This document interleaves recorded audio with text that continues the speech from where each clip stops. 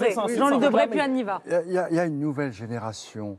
Cette nouvelle génération qui est profondément français, qui veut retrouver ce que Renan disait, le rêve d'avenir partagé. Cette nouvelle génération, c'est comme ça, elle est tournée vers l'Europe. Elle est tournée vers ce continent. Alors, continuer, il faut être français. L'Europe, elle doit permettre à la France d'exister. Mais arrêtons sans arrêt de nous envoyer ça à la figure. Le plus important aujourd'hui, et ça conditionnera l'identité, ça conditionnera le rêve d'avenir partagé, c'est, après l'échec de la droite et de la gauche, est-ce que dans les 2 ans qui viennent, les Français vont continuer, vont pouvoir... Jusqu'à présent, ils désespéraient de ne pouvoir espérer. Ils veulent espérer. Et donc, ils sont prêts à tout. Ils veulent hériter aussi, parce que Renan disait héritage de gloire et de regrets à partager. Et il revient à l'éducation nationale, justement, de transmettre cet héritage à tous. Et à tous, ça veut dire aux enfants, quelle que soit leur origine. Mais, Anne Niva. Non, moi, c'est le mot inquiétude qui me chagrine, je dirais, Alain Finkielkraut. Pourtant, c'est un mot léger par rapport à C'est un mot léger, oui. Par rapport à son angoisse existentielle, eh bien, moi, non, existentielle, ça va. Je ne comprends pas cette inquiétude. Je ne comprends pas pourquoi on ramène tout à une inquiétude, qui est un terme quand même assez négatif. On peut parler de la question identitaire sans employer ce mot, sans que ce soit toujours mettre le doigt sur ce qui va mal, sur les extrémismes. Bon, je reviens évidemment à le peu de choses qui me donnent une légitimité à cette table, c'est-à-dire le terrain, votre le livre. concret. Donc j'ai été à Évreux, qui est une ville que Jean-Louis Debré connaît bien, où vous avez laissé d'ailleurs des bons souvenirs, notamment dans un quartier qui s'appelle le quartier de la Madeleine, où j'ai rencontré par exemple, de façon tout à fait par hasard, des Tchétchènes. J'avais couvert la guerre de Tchétchénie en fin 99-2000, il y a une diaspora tchétchène dans toute la France, à Évreux il y en a, et ces Tchétchènes sont français. Ils sont devenus français depuis 10 ans qu'ils sont là. Et ces Tchétchènes, je ne les ai pas... ils gardent leur identité. En même temps, ils ne renient pas l'identité française. Dans ce quartier de la Madeleine, il y a ces Tchétchènes qui essayent et qui y parviennent, selon moi, de s'adapter. Il y a également beaucoup, bien sûr, d'Arabes. Il y a beaucoup d'Arabes qui sont français et de musulmans. Et il y a également des sœurs catholiques, sœur Yannick, la petite sœur des pauvres Yannick, qui habite dans un HLM de la Madeleine avec laquelle j'ai fait une maraude pendant toute une nuit. Vous dites qu'ils ont un rapport à l'identité qui n'est pas tourmenté. Qui s'accommode, bien sûr, de la difficulté du présent. Et il n'y a pas uniquement des extrémismes. On ne peut pas faire croire cela aux Français. Et les Français en ont assez qu'on leur parle d'angoisse, de tristesse et d'inquiétude. Je ne vois pas le rapport entre la tristesse et l'extrémisme, d'abord, et puis premièrement, et puis je donnerai un exemple. C'est Barbara Lefebvre qui le cite récemment. Barbara Lefebvre qui a écrit avec Georges Bensoussan Les territoires perdus de la République et la France soumise. Une enseignante à Gragny, je crois, giflée parce qu'elle avait confisqué le portable d'un élève. Et je sais que Jean-Michel Blanquer a voulu supprimer les portables. Et ce n'est pas un petit cas isolé. Les professeurs, aujourd'hui, dans de très nombreux lieux, quartiers ou villes, vont faire cours la peur au ventre. Je peux vous dire que moi, j'ai enseigné dans un lycée technique dans les années 70, j'avais pas peur. La seule chose dont j'avais peur, c'était de rater mon cours. Aujourd'hui, il y a ces difficultés et il faut quand même en prendre acte. Je répète, si l'on veut vraiment lutter contre le Front National, alors il faut J'ai rencontré ce genre de professeur à Laon, une professeure SVT qui m'a tenu le discours que vous êtes en train de dire, c'est-à-dire qu'elle a peur pour ses racines, elle vote FN. Mais il ne s'agit pas de savoir qu'on a peur pour ses racines, on a peur pour sa sécurité. Il y a quelque chose de terrible là-dedans. On a peur. À vous écouter, on a peur pour tout. Pourquoi est-ce qu'on ramène tout à la peur? Cela dit, l'optimisme ne devrait pas être obligatoire, je crois. L'inquiétude et d'autres noms, quelquefois, de la lucidité, c'est possible. Absolument. Ce que je trouve inquiétant, non pas inquiétant, mais peut-être dérangeant un peu dans votre propos, c'est que vous assimilez inquiétude, sentiment d'insécurité à extrémisme. Et je crois que c'est la meilleure manière d'alimenter les extrémismes, c'est de dire votre inquiétude n'est pas légitime. Alain disait le pessimisme est d'humeur, l'optimisme de volonté. Et arrêtons ces mauvaises humeurs. Soyons volontairement optimistes. Pour être volontaire, il faut faire un bon diagnostic. Mais oui, mais je n'ai pas le même diagnostic que vous. Voilà. J'ai vu, ayant été élu de terrain, ayant été maire, j'ai vu des endroits où les professeurs sont profondément heureux Ah bon de faire leur cours. Alors, Mais pourquoi oui, il y a il y une en a, telle il y en a. prise de vocation? Pourquoi plus personne veut s'inscrire dans les concours? Qu'est-ce que vous Mais croyez? c'est comme les prêtres, il n'y a plus de Mais prêtres. oui, oui, mais c'est pas du tout pour la quel est même le raison. rapport Non, mais Ça attendez, n'est pas quel seulement rapport pour ça. Dieu C'est-à-dire s'est que- absenté. mais arrêtez, La culture s'est absentée aussi, mais elle revient. C'est de tirer des généralités sur tout. Non, il y a, moi je vous garantis que je connais des endroits où les gens sont heureux. Ils ne sont pas français d'origine, comme on dit, Moi, je mais m'en ils fous, sont c'est pas mon profondément problème. intégrés. Bon, ben, alors, il va Profondément falloir être capable d'expliquer, cela dit, l'inquiétude identitaire, entre guillemets, présente partout dans le monde occidental, autrement Oui, que oui, par partout la en Europe conspiration des occidentale. populistes. Et j'espère, me semble-t-il, qu'on ne devra pas aborder l'espace public avec un devoir de sourire au dentifrice. Me semble-t-il qu'on peut aborder l'espace public avec lucidité, sans pour autant être un pistron malheureux. Sourire au dentifrice. Nathalie Sacré, vous voyez, on pose la question Ah de la non, mais- droite, on parle de l'identité. C'est intéressant. Juste revenir de moi sur le pari d'Emmanuel Macron. Le pari d'Emmanuel Macron, c'est que la question identitaire, dont vous avez parlé tout à l'heure, est soluble finalement dans la prospérité. Et je pense que ça sera ça véritablement l'enjeu dans 10 ans. C'est est-ce que si chacun de nous tous, si tout le monde a un emploi, si les choses se passent mieux, s'il n'y a pas toute cette misère, à ce moment-là, on pourra avoir une identité européenne et oublier la nôtre propre, la française ou les autres, ou est-ce que c'est ce problème de l'identité, ou problème ou pas, je ne suis pas en train de dire que c'est un problème. Est-ce que c'est quelque chose qui est consubstantiel à l'homme et que de toute façon, ça nous reviendra à la figure régulièrement. Voilà, s'il y a un pari qui peut être un pari de droite, c'est finalement le libéralisme, le bonheur financier, le bonheur matériel crée une forme d'individualisme et qu'on n'a plus de problème, ou alors que c'est quelque chose de récurrent. Alors, il lève les yeux au ciel. Ah bah oui, bon. Poliment, Mais- il lève les C'est yeux au une ciel. question. Mais hein, c'est que c'est pas une la affirmation. dissolution du politique, la dissolution du tragique de l'histoire, la dissolution de l'identité dans la croissance, c'est une illusion libérale honorable, mais ça n'en demeure pas moins une illusion. Le propre du politique, c'est le tragique. Pas seulement ça, mais à tout le moins ça le caractérise. Le propre du politique, c'est aussi l'appartenance. Et qu'on le veuille ou non... Vous avez le sentiment qu'Emmanuel Macron a oublié le tragique de l'histoire Je- ce qui est ou possible- qu'il y revient, justement Je pense qu'il que va y d'autres- revenir inévitablement parce que l'époque est tragique. Mais cela dit, je n'ai pas l'impression que pour l'instant, il se définit à la manière d'un président Brice tragique. Teinturier, et puis on va passer à un autre thème. Je Brice crois que Teinturier. la question de l'identité, elle est réelle pour les Français, elle est légitime. Vous avez depuis plusieurs années 60% des Français qui vous disent, à travers les enquêtes, on ne se sent plus chez soi en France. L'aspiration à se sentir chez soi est une aspiration légitime. Après, la question, comme l'a souligné, je crois, Aurore Berger, c'est de savoir comment on fait pour que les Français se sentent légitimement chez eux et pour qu'ils ne basculent pas de cette aspiration normale, légitime, à une relation ensuite d'exclusion de l'autre ou d'haltérophobie. Mais le fait qu'il y ait une interrogation profonde des Français aujourd'hui sur qui sommes-nous et qu'est devenu ou qu'est-ce que c'est que ce pays, existe profondément. Soit la réponse sera à travers une réponse économique et sociale, et on peut aussi en douter ou en débattre, soit il faudra bien lui apporter une autre réponse de type politique. Cette question est essentielle, mais chaque fois que la France a été en crise, cette question de l'identité a ressurgi de manière beaucoup plus forte. Et aujourd'hui, si elle est essentielle, c'est justement parce que les Français désespéraient de ne pouvoir sortir de la crise. Si on sort de la crise... Mais la Simplement, crise... la crise économique, c'est la mondialisation, ce qu'elle percute dans les repères, les attaches Et traditionnelles à ça, la qui question évoluent. que j'aimerais poser à Aurore Berger, c'est est-ce qu'Emmanuel Macron donne la bonne réponse à ça?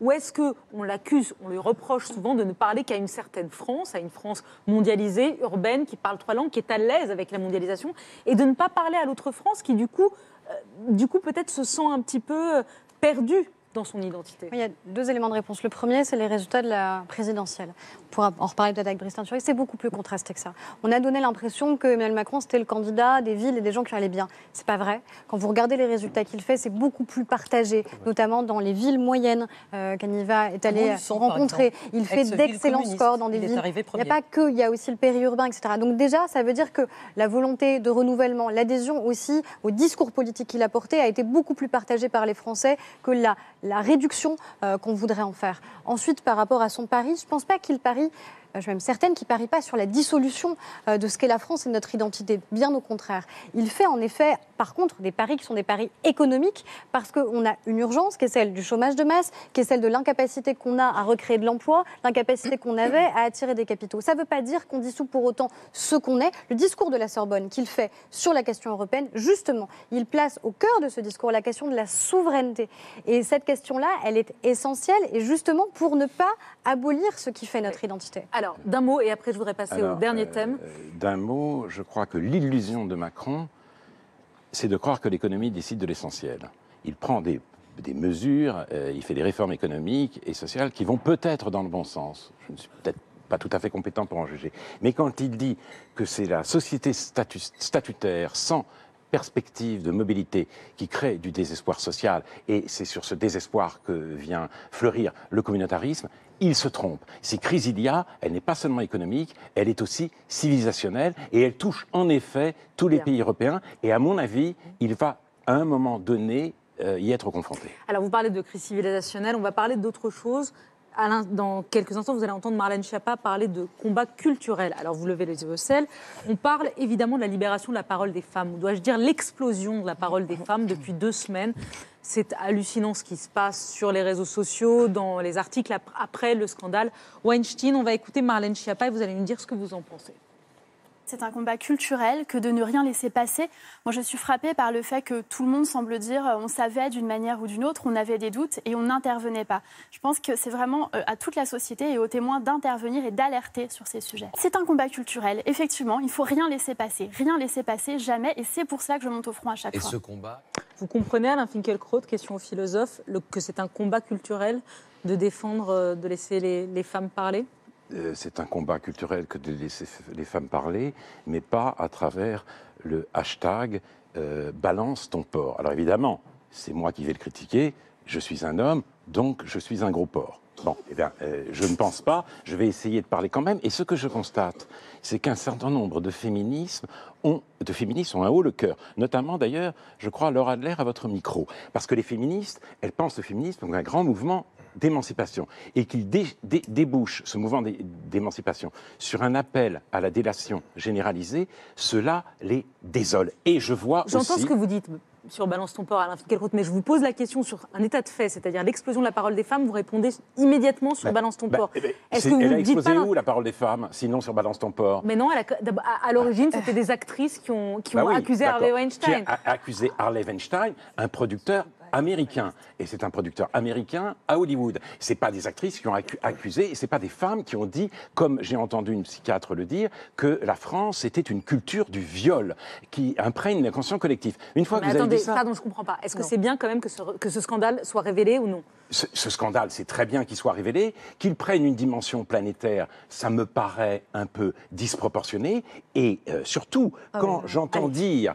Marlène Schiappa, quand j'entends Marlène Schiappa dire que tout ce qui contribue à libérer la parole des femmes est positif, c'est-à-dire approuver ce qui se passe sur Internet, je suis effaré parce que, je vais terminer quand même, elle est secrétaire d'État, je crois, à l'égalité des femmes et des hommes. Elle est donc membre d'un gouvernement qui représente l'état de droit, qui est garant de l'état de droit. Or, l'état de droit, ce sont des procédures judiciaires. C'est le contradictoire. Et je constate aussi que nombre de juristes femmes, d'avocates femmes, sont complètement affolés par cet emballement-là. Si ça ne vous ennuie pas, on va donner la parole aux femmes. Ah bah bien entendu, bien entendu. Bah oui, non, mais écoutez, ça veut dire quoi, bien entendu? Elles sont là, elles ont le droit de parler.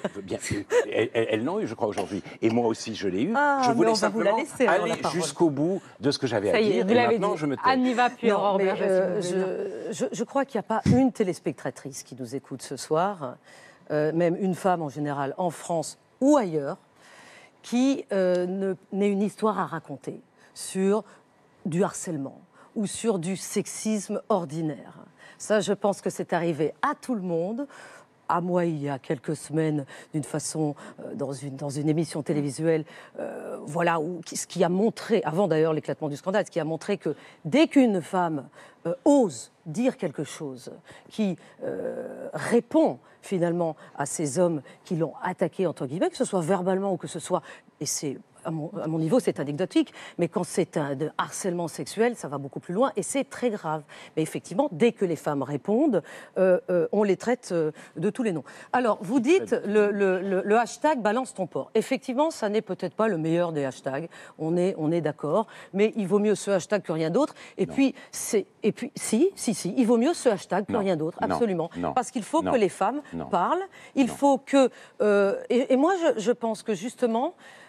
tout ce scandale aura permis effectivement à la parole de se libérer, mais surtout si ça pouvait faire œuvre de pédagogie, uniquement de pédagogie, c'est-à-dire que les femmes sachent qu'elles peuvent répondre, d'abord quand ça leur arrive, qu'elles peuvent dire non, Et vous pensez qu'elles Elles le ne le savent savent Elles pas. le Vous pensez savaient vraiment pas qu'elles ne le savent pas. Vous pensez vraiment que la France est un pays où Non, c'est pas ce que je suis en train de dire. où tout homme est un port virtuel. Je suis Vous en pensez train de vraiment dire ça que toutes Non, les ils femmes, sont- et ils vous sont- connaissez aussi monsieur, ils sont parfois réels, monsieur en fait. Finkielkraut, on se sont trouvés face à des goujats qui utilisent leur position, qui utilisent des tas de choses pour faire en sorte que les blagues salaces qu'ils échangent à propos de cette femme ou les SMS qu'ils lui envoient soient qu'elle Or, Berger, allez-y. Voilà. Et puis les Là, deux hommes dans le- autour de la table ont parlé Dans également. le même temps où il y a eu cette libération de la parole, on a eu en France un magazine qui a fait le choix de mettre à sa une un homme qui a tué une femme Ah oui, en avec, plus. par ses coups de poing. Ils ont regretté, les Inrocks ont certes, regretté très bien, leur ils ont une. regretté. Mais la vérité, c'est que pour faire vendre un magazine qui avait du mal à se vendre, ils ont mis en une le meurtrier d'une femme. Quelqu'un qui s'est rendu coupable de violence face à une femme. Donc non, en fait, tant qu'il y aura ce genre de une, ça veut dire que les droits des femmes ne seront pas aboutis. Ça veut dire qu'à un moment, il faut systématiquement continuer à être vigilant. Et c'est la même chose avec ce qui s'est passé sur le hashtag. Je suis d'accord sur Est-ce l'aspect que le de- hashtag sur balance l'aspect pas, de délation. Je veux bien que je peux Est-ce qu'il y a quelque comprendre chose qui que vous met c'est mal à gênant. l'aise Moi, je l'ai utilisé. Moi, je l'ai Moi aussi, je utilisé crois que je l'ai utilisé. parce que la vérité, c'est comme les Aniva, on a toutes été un jour confrontés à ça. Et oui, Alain Figaro, vous avez raison, on sait qu'on doit dire non. Mais c'est pas parce qu'on dit non que le non est respecté. Absolument, C'est il n'est ça pas le entendu. sujet. C'est que le non n'est parfois pas entendu parce que les femmes ne savent pas à qui s'adresser une fois que l'événement s'est produit. Et quand il se produit, malheureusement, quand on a une agression sexuelle, ça veut dire que le nom de la femme, qui est souverain, qui est absolu, n'a pas été respecté par celui qui l'a enfreint. Avant de vous donner la parole, je voudrais qu'on voit Bruno Le Maire, un homme politique, le malaise de Bruno Le Maire, avant, après, voilà ce qu'il dit chez Jean-Michel Apathy sur France Info, et voilà ce qu'il est obligé de dire dans une vidéo 2 jours après. Connaissez-vous aujourd'hui un homme politique dont on dira dans 10 ans, nous savions qu'il était un harceleur? Nous le savions. Non, Sinon, vous le dénonceriez. non. C'est compliqué. C'est compliqué, mais la dénonciation ne fait pas partie de mon identité politique. Je me suis mal exprimé. Je le regrette. J'ai réagi aux mots de dénonciation, que je n'aime pas et que je n'ai jamais aimé. Mais j'aurais dû réagir au problème du harcèlement sexuel lui-même, que subissent trop de femmes en France. Voilà, j'ai dit 2 jours, il a réagi 2 heures après, tellement 2 ça a heures monté extrêmement. Alors, Mathieu Bock-Côté, Oui, alors, quelle d'abord- vision vous avez? D'abord, sur la formule balance ton port, il y a aussi ce mouvement de l'autre côté de l'Atlantique, chez nous, dans ce qui s'appelait autrefois l'Amérique française. Non, c'est pas MeToo, vous savez, au Québec. C'est moi Aux aussi. États-Unis, c'est MeToo. Moi aussi, simplement. Alors, il y a probablement manière de C'est dire pas mal, les moi choses de manière un peu plus, non pas délicate, c'est certainement pas un sujet où il faut être particulièrement délicat, mais sans aller dans l'outrance de la formule balance ton port. Cela dit, dans les circonstances, tous, je crois, conviennent qu'une parole s'exprime, puis qui jugerait que cette parole est illégitime? Ensuite, la question est toute dans la méthode. Je pense que l'inquiétude qui est discrète, mais qui est réelle, c'est par ailleurs l'empire de Twitter à travers ça. C'est bête à dire, Oh oui. mais on voit comment des mouvements d'opinion peuvent s'enflammer à travers Twitter et quelquefois sous la forme du lynchage, pas toujours. D'ailleurs, pas seulement autour de la question balance ton port. On voit souvent Twitter servir de chambre, d'espace de lynchage. Dans le cas présent, je pense qu'on assiste à la libération d'une parole. Avant de la juger, il faut l'entendre, très certainement, avec, je crois, cette toute petite nuance que la formule balance ton port était à ce point agressive qu'elle rendait des gens qui auraient pu être très sympathiques à ce mouvement. Ça donne un mouvement presque réactif en disant est-ce que ce terme-là, autrement dit, n'est pas contre-productif? Jean-Louis Debré, ça vous a choqué ce terme-là, vous? Je n'aime pas beaucoup ce terme. Je trouve que c'est bien que les femmes puissent s'exprimer, premièrement. Deuxièmement, pourquoi avoir tant attendu?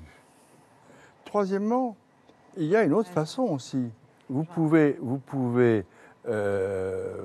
vous retourner vers le procureur de la République C'est pas si simple. pour dénoncer. Non, mais je vois. J'ai été juge d'instruction, j'ai instruit des affaires de viol, j'ai jugé en tant que juge des affaires de violence conjugale ou familiale. Il y a des procédures. Alors, La plupart des le femmes problème- qui sont harcelées ne portent pas plainte alors, parce qu'elles ont justement, honte ou parce qu'elles ont justement, peur de perdre leur justement, travail. Eh bien, je trouve que c'est pas mal que l'on passe à un stade autre où les femmes puissent s'exprimer librement. Alors, simplement, Oh, c'est quand même incroyable. comment tout on ça, fait. tout ça est bien, il faudra le Il faut canaliser. qu'on nous donne l'autorisation qu'on s'exprime. Pardon ? Anniva, qu'est-ce qui vous gêne là? Non, je trouve que la volte-face de Bruno Le Maire en 2 heures bon, d'abord, je veux dire, c'est rare qu'un homme politique fasse volte-face à ce point-là. Donc ça, c'est peut-être, oui, en son honneur. Mais de l'autre côté, oui, c'est très bien qu'il ait réagi. Parce que le président de la République lui a dit, bon, ça, c'est votre version. Moi, je ne sais pas. Mais bien entendu, enfin, ça devrait nous inquiéter de voir un homme politique. On n'est quand même pas dans une société. C'est la révolution culturelle. Pour terminer sur Bruno Le Maire. Non, écoutez, c'est quand même un homme, si vous voulez. Je trouve que ça montre la gêne sur ce sujet. Non, écoutez, on vit. Il n'y a aucune gêne sur ce sujet-là. Bien sûr que si. L'idée de voir Bruno Le Maire est obligé de se contredire en public pour céder à un emballement absolument terrifiant, je trouve que ça devrait nous amener à réfléchir. Ce n'est pas de la libération, et je voudrais vous citer l'avocate Marie Dosé. Il ne s'agit pas de dénonciation, mais bien de délation, pas de plaignante, mais de balance, pas de justice, mais de vengeance. C'est un phénomène d'une gravité extrême, et il a dit de la manière la plus nette, la dénonciation ne fait pas partie de mon identité politique, sa rétractation est pitoyable, et elle fait peur. La France était le pays, jusqu'à présent, de la mixité heureuse. C'est en train de se transformer. Vous voyez bien qu'il y a des femmes qui souffrent, qui sont victimes de cela, que ce soit des actrices, des journalistes ou des jeunes caissières ou n'importe qui. Bien entendu, vous avez raison. Mais il n'empêche, c'était tous les voyageurs, Hume, James au XIXe siècle, ont remarqué que le caractère d'aménité de la vie française du fait de la présence des femmes. Les phénomènes que vous dénoncez existent et vous avez raison de le faire. Mais je voudrais terminer. On est en train de transformer la France en province de l'Amérique néo-puritaine. C'est cela qui se passe. C'est-à-dire l'américanisation de la France. C'est les GAFA. Vous qui êtes un homme galant, monsieur Finkielkraut, vous ne pouvez pas dire ça. On ne peut pas se mettre sur un plan d'égalité. Le fait que des femmes qui ont été victimes d'harcèlement sexuel, d'agression sexuelle, le disent, et c'est un acte de courage, je trouve, c'est un acte de courage que d'arriver à assumer publiquement que l'on a été victime. Et on n'est plus victime à partir du moment où on l'assume. Et là où je voudrais rebondir par rapport aux propos que vous avez tenus, Jean-Yves Debré, là où je ne suis pas d'accord, c'est que systématiquement, dans ce genre d'affaires, vous avez dit emballement, etc., c'était pareil sur l'affaire Beaupin, on vient à questionner les femmes. Pourquoi elles le font maintenant? Pourquoi elles le font dans ces termes? Pourquoi elles ne l'ont pas fait avant? Eh bien, ça devrait nous interroger sur pourquoi on ne les a pas aidés? Pourquoi nous qui savions, pour ceux qui savaient, on n'a pas dénoncé? Mais vous avez quand même des procédures. C'est difficile. Comment voulez-vous que la parole se libère vraiment, au point justement d'entamer des procédures, d'aller porter plainte, si à chaque fois que la parole se libère, elle est reçue de cette manière-là, où elle se retourne contre les femmes en une sorte de procès qu'on leur fait sur le « pourquoi maintenant ». Pourquoi vous dites les femmes? Il y a beaucoup de femmes, je l'ai dit, celles qui sont extrêmement heurtées par ce procédé, des féministes, des avocates, etc. Ce ne sont pas nécessairement les femmes. Et j'ai entendu Marlène Schiappa répondre à justement une professeure de droit qui disait quand même les phénomènes de harcèlement, c'est à la Chapelle-Pajol, c'est pas au quartier Saint-Germain. Elle a répondu, et c'est pas au quartier Saint-Germain, elle a répondu si il y a des harcèlements moins visibles. Alors qu'est-ce que c'est qu'un harcèlement à peine visible? Est-ce que c'est un sourire appuyé? Est-ce que c'est un compliment un peu équivoque? Qu'est-ce que c'est? Comment on va pénaliser le harcèlement invisible? Alors, juridiquement le définir. Chaque homme sait pertinemment ce qui est du ressort de la séduction et ce qui est du ressort du harcèlement sexuel. On sait très bien justement, beaucoup ne le savent pas. La différence. Non, mais on sait normalement on sait quelle est la différence entre les deux. Ça va être très difficile de rédiger un projet de loi. Ça va être très difficile. Si je peux me permettre, la question a été posée, c'est-à-dire pourquoi maintenant, pourquoi a-t-on attendu? Et ça, je pense qu'il faut simplement être assez réaliste, c'est-à-dire avec la puissance aujourd'hui de la culture mondialisée, l'effet Weinstein a produit des digues cèdent. Et des digues cèdent un peu partout. Ça crée les conditions pour qu'une parole apparemment longtemps refoulée ressorte. Et c'est pour ça que dans les circonstances, je crois que la plupart, sinon l'immense majorité des acteurs de la sphère publique, personne ne banalise ce qui se passe en ce moment. Tous entendent, tous écoutent. Ce qui est dommage, je le dis, c'est que la moindre nuance soit perçue quelquefois comme un déni de la souffrance des femmes, la moindre nuance soit perçue comme une transgression. Je pense que dans les circonstances, personne ne banalise ce qui se révèle. Tous sont à l'écoute. Évitons toutefois de créer des ennemis artificiels pour dire « Ah, lui ne comprend pas notre douleur » et puis, disons, transformons-le en part de circonstances. C'est absolument ce qui s'est passé. Personne n'a été transformé, monsieur, en port de circonstance. Non, mais non, mais je suis désolée parce que c'est des sujets qui sont importants. On peut en effet considérer qu'il fallait peut-être pas utiliser ce terme ou autre. Très bien. Mais à partir du moment où on considère qu'il est positif que les femmes, enfin, puissent voir leurs paroles être exposées, être reconnues pour justement pouvoir les accompagner demain dans des procédures qui sont des procédures difficiles parce qu'elles exposent, parce que judiciairement elles ne sont pas simples à mettre en œuvre, alors on ne peut pas accueillir comme ça la parole des femmes, pas les femmes, mais la parole des femmes qui ont... Mais je viens de dire que personne ne la banalise, que tous l'accueillent positivement. Oui, vous dites ça et dans le même temps... Non, pas du tout. Vous me faites dire ce que je n'ai pas dit. Je crois que je parle assez clairement. Je dis on ne banalise pas, je dis on accueille positivement. Je dis c'est un mouvement qui révèle quelque chose. Et vous me dites, je sens que derrière votre propos, il y a quelque chose d'autre. Il y a une évolution culturelle aussi qui est très importante et qu'il faut prendre en compte. Parce que il y a encore du chemin à faire. Hein. Quoi ? Il y a beaucoup à faire, mais continuons. Continuons à nous exprimer, oui. Nous, les femmes. Oui. Nous, les Sans femmes, être forcément féministe, parce que je ne suis pas féministe. Nous, les femmes, dans la pluralité. Les femmes ne forment pas un bloc compact, pas plus que absolument les hommes. Pas plus que les c'est Français, ça qu'il faut quand même, pas plus que les Français. Alors, comme c'est très genré, je vais donner quand même la parole à Nathalie Saint-Cric qui la réclame. Allez-y, juste pour une précision. Je ne veux pas rentrer dans le nous les femmes, même si les femmes se doivent d'être solidaires. D'abord parce qu'il y a quelque chose quand même qu'il faut rappeler, c'est la précarité économique de ces femmes. Je ne crois pas qu'on puisse dire d'abord que tout est harcèlement. Parce qu'effectivement, même si la définition juridique est difficile à établir, on ne pourra pas mélanger quelqu'un qui vous a dit t'es belle ou t'es bonne, pardonnez-moi l'expression, ou quelqu'un qui vous a mis la main aux fesses, tout ça n'est pas pareil. Premier élément. Deuxièmement, les femmes les plus fragiles sont celles qui sont en situation de précarité.